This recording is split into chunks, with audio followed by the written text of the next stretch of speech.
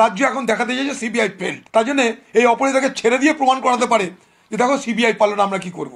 কোটি কোটি টাকার খেলা আছে এর পিছনে। পশ্চিমবঙ্গের প্রশাসন, পশ্চিমবঙ্গের সরকার নিজেরাই ব্যাপারে উদাসীন। নমস্কার।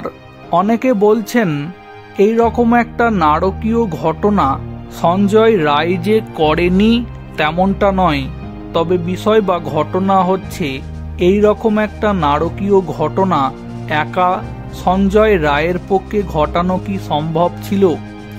তাহলে কি ঘটনা ঘটার পরে এত বিপুল অঙ্কের টাকাই সঞ্জয় রায়কে দিয়ে দেওয়া হয়েছে, যে কারণে এই রকম একটা নারকীয় ঘটনাতে আরও যে সমস্ত অপরাধীরা যুক্ত আছে তাদের নাম সঞ্জয় রায় জানলেও টাকা পেয়ে যাওয়ার কারণে তাকে মুখ বন্ধ রাখতে হচ্ছে?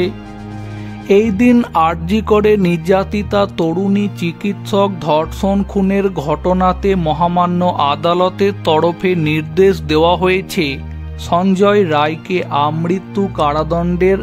এর পাশাপাশি রাজ্য সরকারকে নির্যাতিতা তরুণী চিকিৎসকের পরিবারকে 17 লক্ষ টাকা ক্ষতিপূরণ দিতে হবে। এখন দেখা যাক আগামী দিনে সঞ্জয় রায়ের ফাঁসির আবেদন চেয়ে নির্যাতিতা তরুণী চিকিৎসকের পরিবার এবং তদন্তকারী সংস্থা উচ্চ আদালতের দ্বারস্থ হয় কিনা।